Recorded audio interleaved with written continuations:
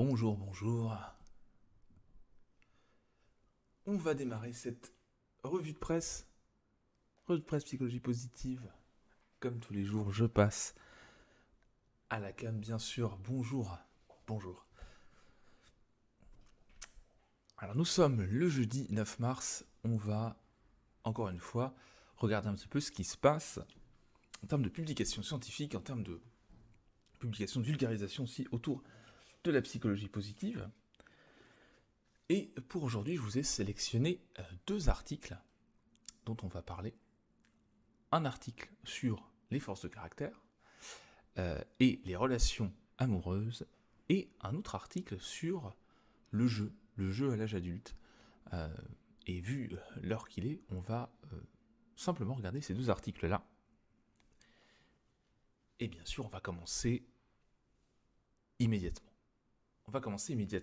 Et on va commencer par cet article publié le 6 mars 2023, donc il y a 3 jours maintenant, par un chercheur et une chercheuse, Sonja Habenicht et Nicolas Schutte, qui ont publié l'article The Impact of Recognizing a Romantic Partner's Character Strengths on Relationship Satisfaction. Donc l'impact du fait de reconnaître les forces de caractère de son partenaire et l'impact que ça a, cette reconnaissance des forces de caractère de son partenaire, sur la satisfaction dans le couple. Alors, les forces de caractère, on va en reparler rapidement, mais c'est un sujet que j'aborde souvent, et donc là, c'est intéressant de voir aussi, non seulement on parle souvent d'impact sur l'individu au travail, sur l'individu dans ses relations, dans ses activités personnelles, il y a aussi un impact qui existe, visiblement, qui est confirmé ici, sur le couple. Donc c'est ce qu'on a ici dans le résumé, hein. Identifier les forces de caractère chez soi, pour soi, ça a des avantages, des bénéfices, et donc les interventions en psychologie positive, les outils qui sont imaginés, qui sont testés, se sont pas mal focalisés sur ce côté individuel des forces de caractère.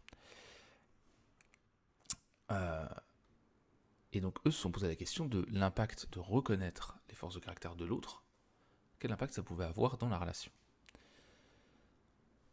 Globalement, pour résumer, et on va rentrer dans le détail, les participants qui étaient dans la condition, ils devaient reconnaître, essayer d'imaginer, d'évaluer les forces de caractère de leur partenaire, étaient significativement plus satisfaits de leur relation comparé à des participants qui n'étaient pas dans cette disposition-là, dans cette condition-là. Donc il y avait une condition contrôle, hein, où on compare, pour pouvoir comparer si l'intervention qu'ils proposaient avait un effet. Et donc on voit que par rapport à un groupe contrôle qui faisait autre chose, et qu'on va détailler tout de suite, eh bien, il y avait un effet positif significatif. Évidemment, la conclusion, c'est de se dire, est-ce que ça pourrait pas servir, et sans doute que ça pourrait, pour améliorer les relations de couple, et notamment, par exemple, pourquoi pas dans les thérapies de couple, mais pas que. Alors, rentrons dans le vif du sujet de cet article.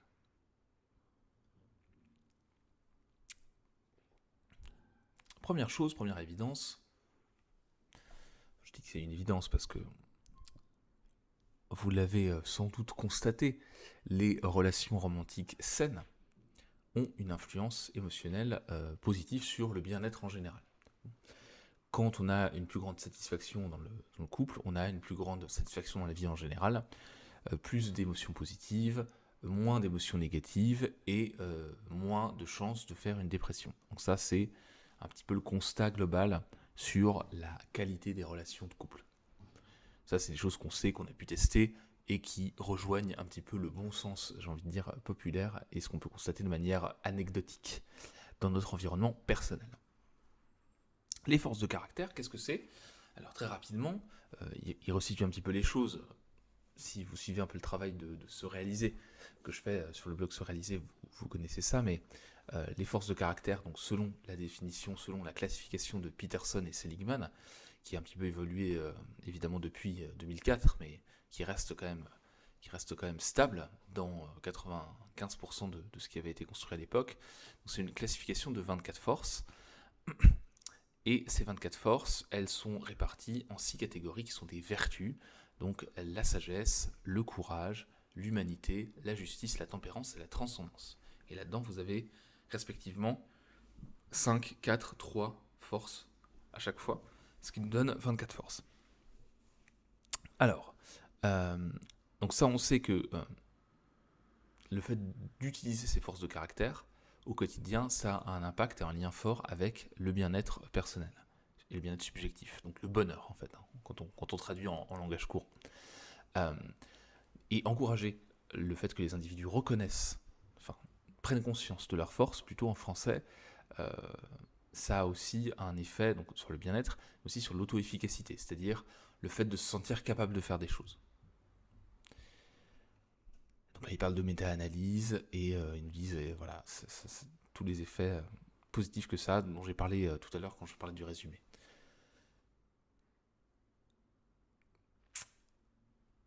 Et une autre étude qui est intéressante que je recite, que les auteurs citent et sur laquelle je m'attarde là, c'est une étude avec 2875 participants, bien en 2019, qui a montré que l'amplitude, le degré auquel les forces de quelqu'un étaient reconnues, perçues et valorisées par les autres était fortement associé au bien-être. Donc en fait, il n'y a pas seulement le fait que vous reconnaissiez vos forces, que vous en ayez conscience, qui est important pour votre bien-être, pour votre efficacité, mais il y a aussi le fait que les autres prennent conscience, reconnaissent vos forces, les valorisent, et ça, on peut l'isoler, hein, et ça, c'est un effet spécifique sur le bien-être d'un individu, parce qu'il se sent du coup reconnu dans sa spécificité, et ça a un vrai impact important, et en plus, ça peut favoriser le fait de mettre en place des actions qui sont en cohérence avec ses forces, puisqu'elles sont reconnues par les autres, etc. Donc tout ça s'alimente assez bien. Pourquoi est-ce qu'ils citent ça? Parce que là, ils se disent, ok, quand les autres reconnaissent nos forces, ça a un impact positif aussi. Donc dans un couple, c'est quand même l'autre personne du couple, c'est quand même une personne importante, a priori, pour soi. Donc, est-ce que ça n'aurait pas encore un effet plus important? Donc je passe sur un certain nombre de choses. Ça reste un article scientifique, donc on pourrait tout détailler, mais j'essaie d'aller à l'essentiel pour pas que ce soit trop lourd. Donc allons sur l'étude qui a été proposée par ces deux auteurs. Qu'est-ce qu'ils nous disent? Ils nous disent donc que l'utilisation des forces de caractère par un individu a un impact positif sur sa satisfaction dans la vie. Ok. Que d'autres études montrent que quand on reconnaît nos vertus ou nos forces dans un couple, quand l'autre dans le couple reconnaît nos vertus, nos forces, on a une plus grande, enfin en tout cas on a une corrélation avec la satisfaction du couple. C'est-à-dire qu'on ne sait pas si c'est la satisfaction du couple qui fait qu'on reconnaît plus nos forces, ou si c'est le fait que l'autre reconnaisse plus nos forces qui entraîne une plus grande satisfaction dans le couple. Corrélation hein, toujours dans les deux sens. Donc il n'y a pas de cause à effet, mais il y a deux choses qui arrivent en même temps. Donc, le but de cette étude, c'est de voir si le fait de reconnaître les forces du partenaire augmentait, donc s'il y avait un lien de cause à effet dans ce sens-là, de la reconnaissance des forces de l'autre sur la satisfaction dans le couple. Et en même temps, il voulait voir aussi si le fait d'ajouter une notion de curiosité, d'éveiller la curiosité de l'individu qui évaluait l'autre au niveau de ses forces, avait aussi un impact supplémentaire sur la satisfaction dans le couple. Le fait de se dire, tiens, la personne avec laquelle je partage ma vie a ces forces-là, je les identifie, c'est une chose. Le fait de se dire, de les stimuler pour leur dire, regardez, il y a quelque chose qui est intéressant, est-ce que vous seriez curieux de connaître les forces de votre partenaire? Oui, et ensuite on évalue. Donc leur hypothèse évidemment c'est que le fait de penser aux forces de caractère de l'autre, de les identifier, ça crée une plus grande satisfaction dans le couple par rapport à une condition contrôle, que les personnes qui en plus sont incitées à être curieux sur le sujet en amont seront encore plus satisfaits que ceux qui n'ont pas cette sollicitation à être curieux. Et ensuite, enfin, est-ce que cette curiosité, c'est l'hypothèse, pardon, que la curiosité a un effet intermédiaire qui va entre le fait de découvrir les forces de l'autre et la satisfaction dans le couple. Il y a la curiosité qui peut augmenter cet effet. Donc un effet intermédiaire. Bon, je vais vite là-dessus parce que c'est pas forcément très intéressant pour vous. Donc, comment est-ce qu'ils ont recruté leur échantillon? On a des gens qui ont forcément plus de 18 ans, et au total, ils avaient 311 participants à l'origine qui sont rentrés dans l'étude, avec donc la répartition de manière aléatoire dans les 3 conditions, dont on va parler juste après, et là-dedans, on n'a que 243 personnes qui ont complété toutes les mesures, tous les questionnaires de l'étude.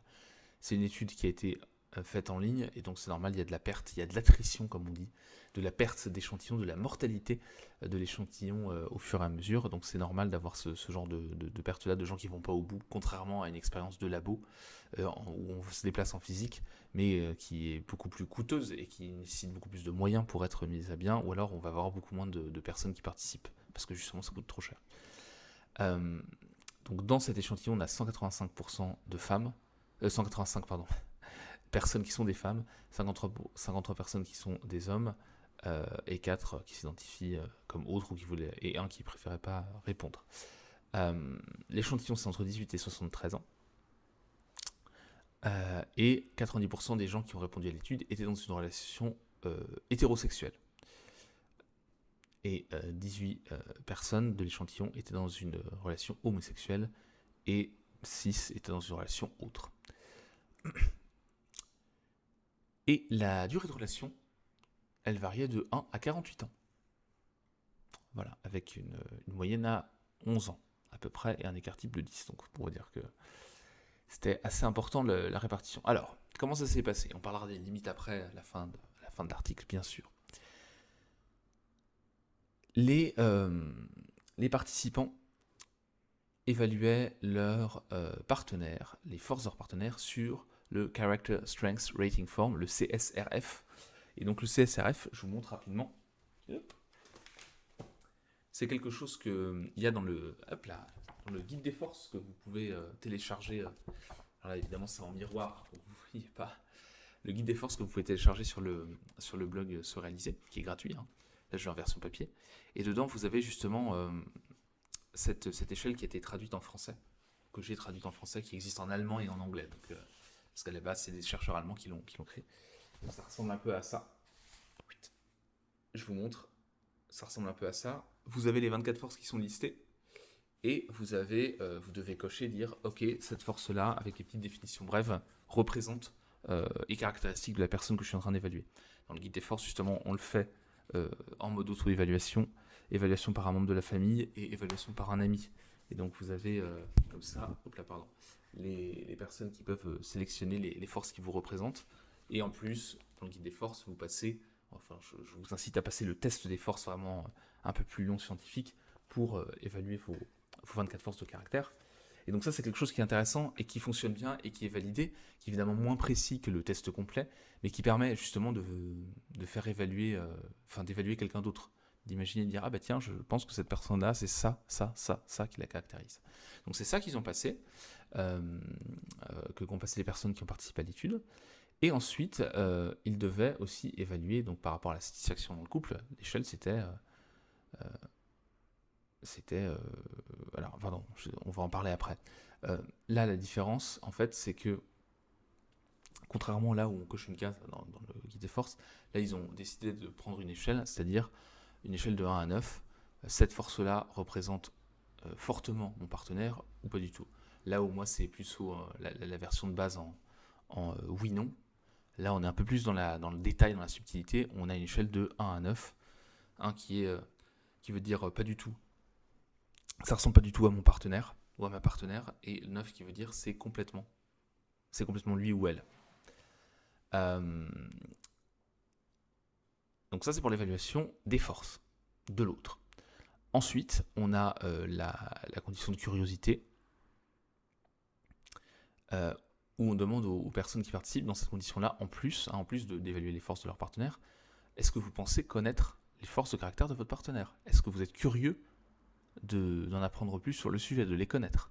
Et ensuite, ils remplissaient donc le CSRF qui est donc cette échelle simplifiée pour évaluer les forces de caractère.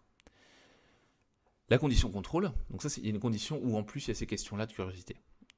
Il y a une condition où on a juste le CSRF, une condition avec ces questions de curiosité avant pour aiguiser, éveiller la curiosité, et une condition contrôle où les gens remplissaient un questionnaire sur les habitudes de leurs partenaires.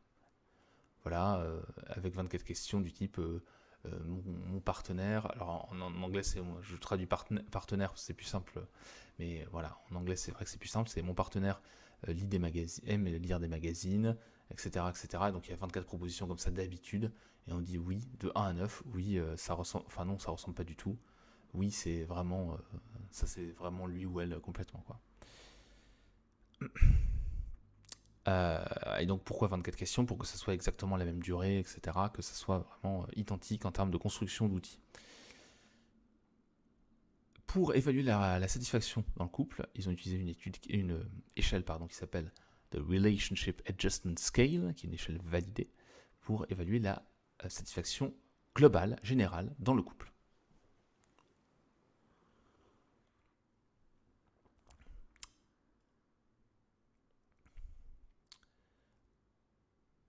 Et donc pour la condition de curiosité, voir si la curiosité avait un effet de médiation entre l'évaluation des forces et la satisfaction dans le couple, il posait une question à la fin de l'étude aussi pour savoir en fait à quel point les gens étaient curieux de connaître les forces de leur partenaire les forces de leur partenaire ou les habitudes de leur partenaire, mais bon, c'est mis de manière neutre là, avant de répondre aux questions. Et donc ça va sur une échelle de 1 à 5. Non, j'étais pas du tout curieux de connaître les habitudes ou les forces de mon partenaire. À 5, oui, j'étais très curieux. Ça se permet de voir si vraiment il y a un effet de curiosité sur cette satisfaction dans le couple. Parce que si on n'est pas du tout curieux, peu importe le questionnaire, en tout cas c'est l'hypothèse, ça veut dire qu'on n'est pas très, ça va avoir un impact négatif ou pas positif sur la satisfaction. Inversement, si on est très curieux, il peut y avoir un effet. Donc ok, ils les ont recrutés via des réseaux sociaux, ça j'en ai parlé. Répartis de manière aléatoire entre les 3 conditions. Et donc quand ils remplissaient le CSRF, pour ceux qui l'ont rempli, ils avaient une présentation graphique des forces qui avaient des forces importantes telles qu'ils les avaient évaluées de leurs partenaires par rapport aux 6 vertus. L'idée c'était de résumer les résultats pour qu'ils puissent voir un petit peu à quelle tête ça avait.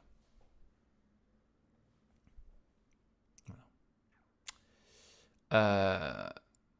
Et ensuite ils répondaient à l'échelle de satisfaction. Je vous passe la partie statistique et on va directement aller aux conclusions de l'article, à la discussion. Alors, qu'est-ce que nous disent les auteurs après avoir fait cette étude? Première chose, le fait de encourager, de demander à reconnaître les forces de caractère de l'autre, ça avait un impact positif sur la satisfaction dans le couple, comparé à la condition contrôle où on demandait de reconnaître les habitudes de l'autre. Le fait de susciter la curiosité avant, ça n'avait pas d'effet. Par contre, ça amplifie pas le côté force de caractère, ça n'a pas plus d'effet, etc. Donc, pas très intéressant, finalement. Donc ça, ils nous redisent que effectivement le fait que nos forces de caractère soient reconnues par les autres, ça a un effet positif. Et ce qu'ils nous disent aussi, et là c'est intéressant, c'est que, bon, je passe le côté taille de l'effet, etc., mais que, en gros, l'effet est similaire et comparable au fait de reconnaître ses propres forces de caractère sur la satisfaction de la vie. En gros, le fait que moi je prenne le temps de reconnaître mes forces de caractère, ça a un effet sur ma satisfaction, sur mon bonheur en fait, si je résume, la satisfaction dans la vie. Et cet effet, eh bien, c'est à peu près le même en termes d'amplitude que celui qui consiste, que l'effet qui est le suivant, l'effet où les autres reconnaissent nos propres forces. En gros, prendre conscience de ses propres forces, c'est un effet positif sur la satisfaction dans la vie. J'ai du mal à articuler ce matin. Et le fait que les autres reconnaissent nos forces, ça a aussi un effet sur la satisfaction dans la vie. Et ces deux effets sont de taille comparable. Ça a à peu près le même impact, les deux. Donc c'est intéressant de pouvoir agir sur les deux tableaux. Et s'il y a un choix à faire, eh bien, il n'y a pas vraiment de meilleur choix puisque les deux ont un effet similaire. Donc on peut avoir les deux en même temps, on peut faire les deux en même temps, c'est encore plus intéressant. Mais si on doit faire un choix, peu importe, puisqu'on est à peu près sur la même taille d'effet. C'est pas moins important le fait que les autres reconnaissent nos forces que le fait que nous-mêmes on reconnaisse nos propres forces. Donc ça, c'est une première chose qui est intéressante. Comme ils le disent ici, les études précédentes, c'est une corrélation entre le fait que les autres reconnaissent nos forces et l'effet sur la satisfaction dans le couple. Là, on a un vrai effet directionnel, c'est-à-dire que reconnaître les forces, ça a un effet sur la satisfaction dans le couple. Et c'est plus peut-être que la satisfaction donne envie de reconnaître les forces, c'est vraiment dans ce sens-là. En tout cas, cette recherche-là, cette étude-là, après ça a reconfirmé, etc., bien sûr, montre qu'il y a un effet dans ce sens-là. Bon, je passe sur la condition curiosité, donc ça n'a pas marché, donc ça on laisse de côté. Et ce qu'ils nous disent, oui, c'est que ça peut être appliqué dans plein de contextes pratiques. Par exemple, les psychologues ou des cliniciens, médecins, ont pu tester l'approche des forces pour améliorer les résultats d'une thérapie, d'un accompagnement. Même chose dans le domaine éducatif, puisque le fait de reconnaître les forces de ses élèves, de ses étudiants, augmente la perception de leurs propres compétences, leurs propres forces par les étudiants, l'engagement dans la classe et les affects positifs. Donc c'est intéressant en général. Et là, ça l'est aussi par rapport au couple. Et ils en parlent après un peu plus loin, je crois, dans les conclusions. C'est que ça pourrait être intéressant dans les thérapies de couple aussi d'utiliser cette reconnaissance des forces pour avoir des résultats positifs, en plus de, évidemment, tout l'accompagnement qu'on peut avoir et qui constitue le cœur d'une thérapie de couple.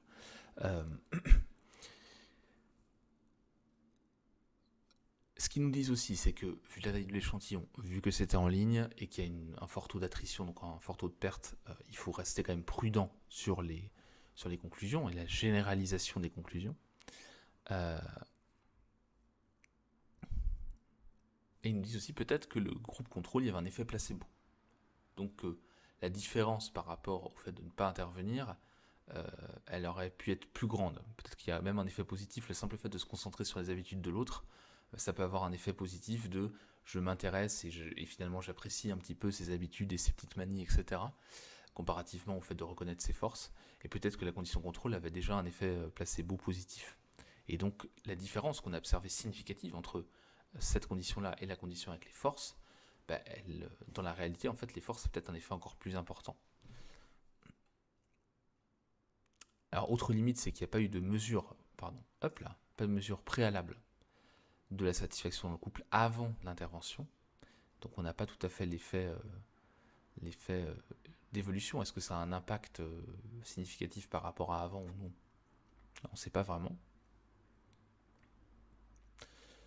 Et donc, évidemment, cette intervention, c'est une intervention courte, unique.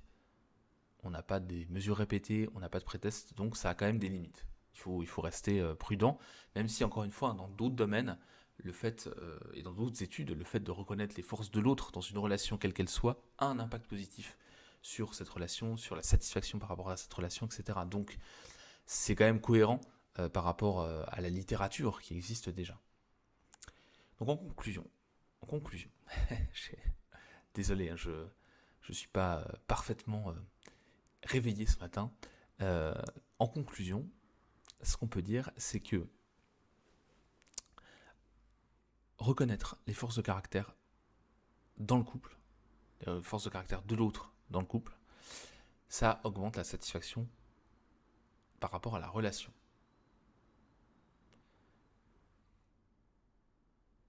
Et donc, quelle que soit la relation dans laquelle on est, que ce soit une relation d'ailleurs même amicale, une relation de couple, une relation de prof à étudiant, de prof à élève, euh, une relation professionnelle, le fait de reconnaître les forces de l'autre, ça a toujours un impact positif sur la satisfaction dans la vie de la personne dont on reconnaît les forces, et aussi, évidemment, et d'après ce que nous dit la recherche, sur l'épanouissement et la qualité de la relation. Donc, quoi qu'il arrive, c'est intéressant d'aller faire l'effort. Si vous êtes dans une démarche de force, que vous connaissez un peu vos forces, que vous connaissez un petit peu les grilles de force de caractère, sans enfermer bien sûr les autres dans des forces, un profil de force, c'est pas quelque chose dans lequel il faut enfermer les gens. Alors, tu as l'amour de l'apprentissage, donc tu es comme ça, comme ci, comme ça. Après, il y a une déclinaison de chaque force, il y a un ensemble de forces qui interagissent entre elles, etc.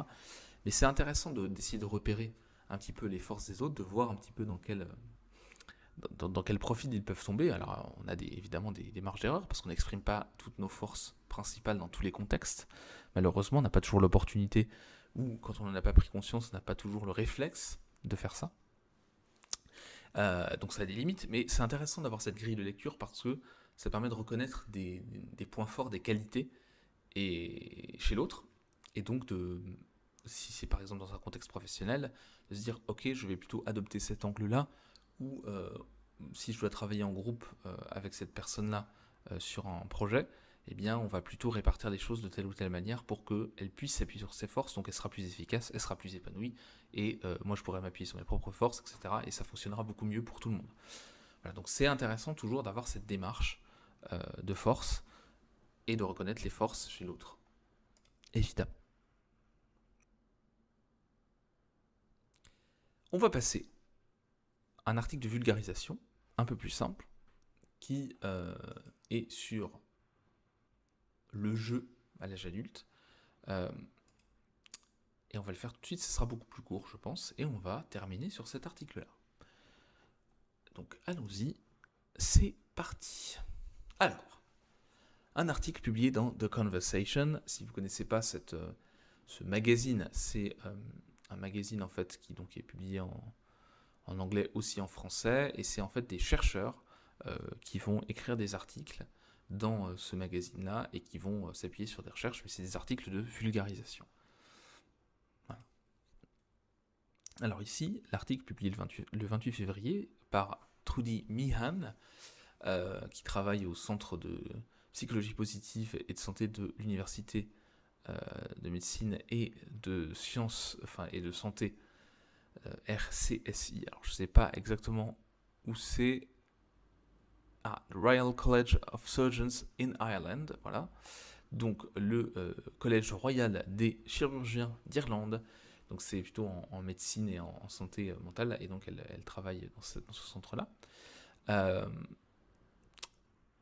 Et elle a publié un article sur qui s'intitule How to find joy through play as an adult. Donc comment trouver la joie, le plaisir, le bonheur à travers le jeu en tant qu'adulte. Alors elle nous parle d'une première chose pour commencer. Je vais prendre un petit peu de café. Oula. Excusez-moi pour le bruit, je vais essayer de parler par-dessus. Un petit peu d'intervention à l'extérieur. Alors, souvent quand on est adulte, on laisse le jeu un petit peu derrière. Voilà, je réduis un peu le bruit, comme ça sera mieux. C'est-à-dire on arrête un peu de jouer, on arrête de... Alors pas tout le monde, bien sûr, mais il y a quand même cette tendance par rapport à l'enfance et à l'adolescence où le jeu est laissé de côté. En anglais, on a le terme de adulting, donc en gros, si je devais faire un néologisme en français, ce serait adulter. Donc c'est le fait de faire des trucs d'adultes, quoi. De faire des trucs d'adultes quand on atteint un certain âge. Et souvent, ça fait référence, en tout cas en anglais, ça fait référence au fait de faire des trucs qui sont pas fun, qui sont un peu ennuyeux, qui sont chiants, disons-le, et qui est donc l'opposé, ça, du jeu et de l'amusement. Et donc, là, l'idée, c'est de se dire, ok, ça a un intérêt d'être dans le jeu à l'âge adulte. Pourquoi ça a un intérêt? On va le voir un peu dans cet article. Alors, déjà, parlons de la définition. C'est quoi s'amuser? C'est quoi le jeu? Quand on s'amuse à se balancer dans sa chaise, quand on part dans une rêverie dans le jour, quand on fait, rêverie, pardon, la journée, quand on fait du sport pour s'amuser et pas pour une compétition pour gagner, quand on essaie quelque chose de nouveau et qu'on est ok avec le fait de ne pas réussir et que ce soit marrant le fait même de ne pas réussir, quand on rigole avec des amis, quand on lit un livre pour le plaisir, euh, quand on fait quelque chose sans avoir peur et sans s'attendre à ce que ce soit parfait, sans avoir peur que ce soit jugé, qu'on dise ah, c'est pas bien ce que tu as fait, etc. On est dans le jeu, on est dans l'amusement. En gros, s'amuser, c'est faire quelque chose qu'on a décidé de faire et qui n'a pas d'enjeu, en fait. On fait ça pour s'amuser, on fait ça parce que c'est marrant, parce que ça nous plaît. Et donc il y a toujours une motivation intrinsèque dans le jeu, c'est-à-dire qu'il y a ce côté, bah, je le fais parce que ça me fait plaisir, en fait, je le fais parce que ça m'amuse, je le fais parce que j'ai envie de me détendre, de prendre du bon temps. Et il n'y a pas de performance à atteindre, de choses un peu comme ça, d'enjeux. Voilà. On le fait parce que ça nous fait plaisir, ça nous fait du bien. Et ça augmente le bien-être, bien sûr. Alors pourquoi c'est intéressant de jouer à l'âge adulte? Et alors, je pense qu'on a quand même une évolution sociale là-dessus, c'est-à-dire que par rapport à la génération d'il y a 30, 40 ans, euh, les adultes, quand même, le jeu, l'amusement, perdure beaucoup plus à l'âge adulte aujourd'hui qu'il y a 30 ou 40 ans, dans les années 80, 70 ou même 90. Et donc ça, c'est plutôt une bonne chose, parce que, en fait, le fait de jouer, ça nous permet de travailler notre créativité, ça nous permet de travailler notre flexibilité, euh, ça nous permet d'apprendre des choses et d'être voilà, dans l'apprentissage par essai-erreur. Euh, et donc, tout ça, c'est intéressant pour travailler cette capacité d'apprentissage, cette créativité, cette flexibilité, pour prendre du plaisir aussi tout simplement et pour s'amuser, etc. Ça génère des émotions positives euh, et ça augmente notre capacité d'apprentissage. Ça, c'est hyper important. Et autre chose aussi, bien sûr, c'est l'occasion de développer de nouvelles relations, d'approfondir des relations positives. Et on sait que les relations, c'est hyper important pour l'épanouissement et le bonheur. Donc vraiment, là-dessus, jouer à l'âge adulte, et ça tombe bien, on est sur Twitch, c'est bien sûr quelque chose d'intéressant. Alors, c'est pas que le jeu vidéo, bien sûr, mais c'est aussi ça. Et notamment le jeu vidéo social, mais pas que. Et c'est hyper important. Donc jouez, jouez, jouez. Jouez à fond, prenez le temps de jouer en tout cas. Euh, et là, on nous parle de développement social, bien sûr, c'est hyper important. Et combien en tout cas dans la génération qui a commencé à connaître Internet à l'adolescence, et puis maintenant, et depuis, euh, qui sont nés dans Internet, hein, avec Internet, euh, c'est souvent un lieu aussi de sociabilisation. Alors avec peut-être plein de biais et maintenant aussi ça peut être un lieu de harcèlement et là c'est beaucoup moins fun, mais souvent les jeux vidéo notamment ça va être un lieu de socialisation important, donc voilà, le jeu c'est aussi ça et c'est là où c'est intéressant. Ça augmente le plaisir, la joie, ça fait baisser le stress et la détresse. Euh, et ce qu'on a pu observer dans les études, c'est que ceux qui étaient plus, qui jouaient plus, euh, avaient moins de stress, en tout cas géraient mieux leur stress que ceux qui jouaient, qui étaient moins enjoués. Et donc ça permet aussi de gérer le stress et de gérer l'insatisfaction dans la vie. Donc ça c'est intéressant aussi pour ça. Alors, comment est-ce qu'on fait quand on est à l'âge adulte, qu'on est pris par le taf et qu'on ne sait plus trop, ou qu'on a perdu le contact avec cette partie-là de nous? Quelques conseils dans l'article, là aussi basés sur des travaux de recherche. Première chose, c'est d'aller chercher les manières dont on jouait quand on était enfant, ce qui a notre préférence dans la manière de jouer. Euh, Là, vous avez un lien qui s'appelle, enfin un lien vers, alors c'est en anglais, mais je peux vous le mettre quand même, The National Institute of Play. Je vais vous copier le lien. Hop, tac.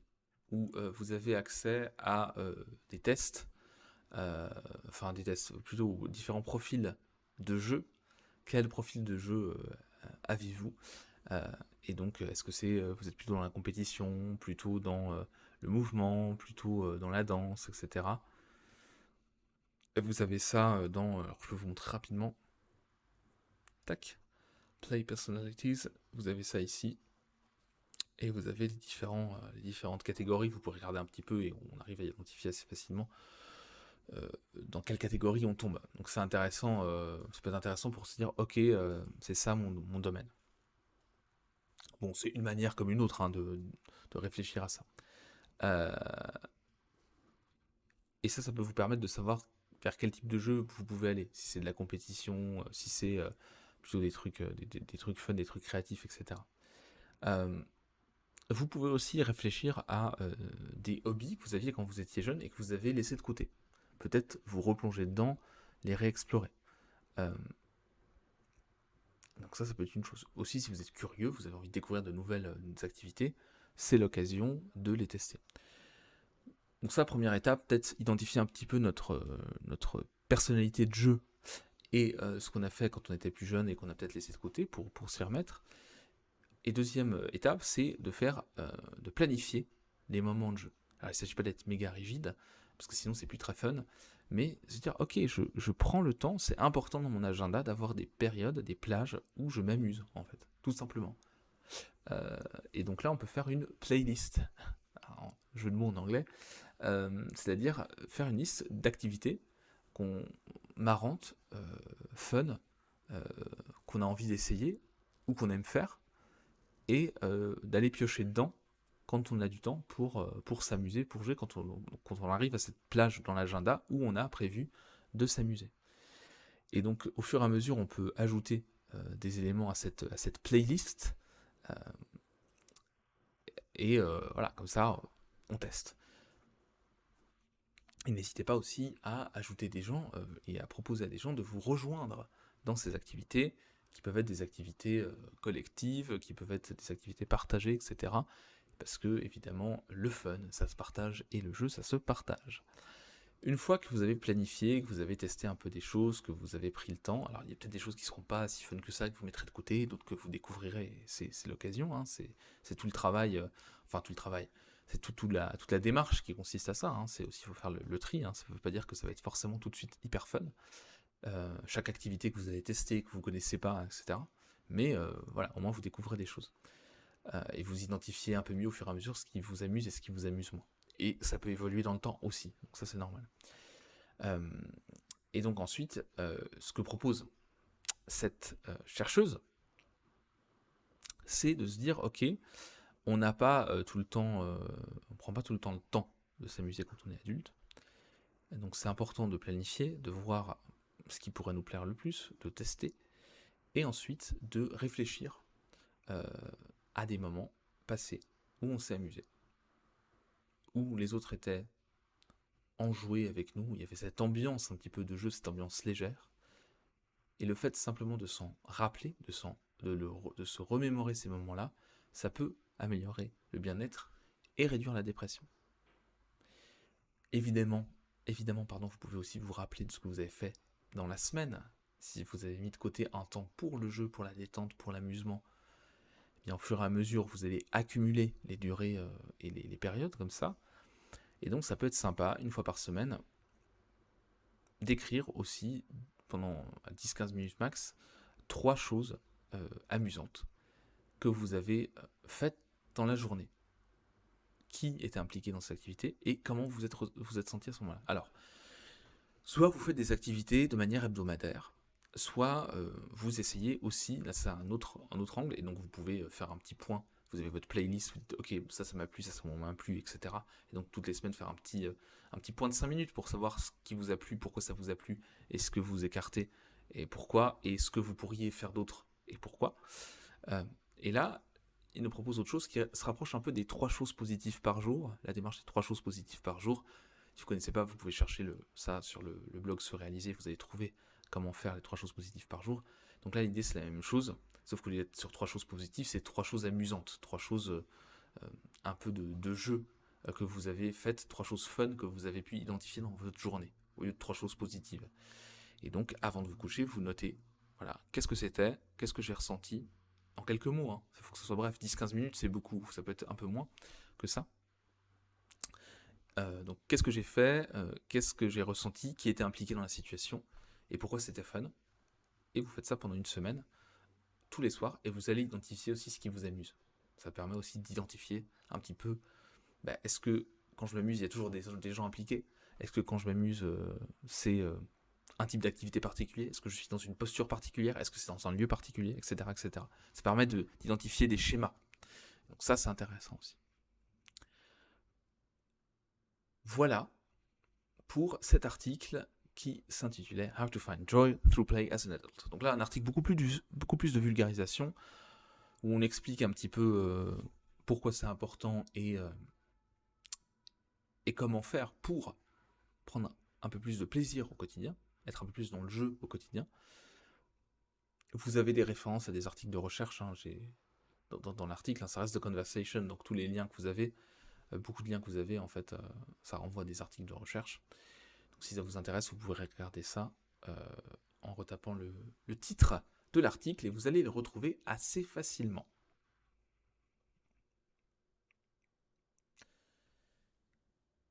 Il est 9h passées. Un peu comme d'habitude, je suis à la bourre. J'ai commencé un peu tard, on finit un peu tard. Mais en tout cas, je vous remercie d'avoir regardé ça, d'avoir vu avec moi ces 2 articles. Ce qu'on fait, c'est que on se retrouve la semaine prochaine pour à nouveau regarder un petit peu ce qui a été publié dans le domaine de la psychologie positive.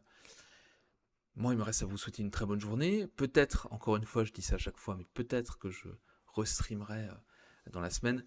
Très probablement que des streams supplémentaires arriveront plutôt à partir d'avril. C'est vrai que ce mois-ci, c'est un peu compliqué.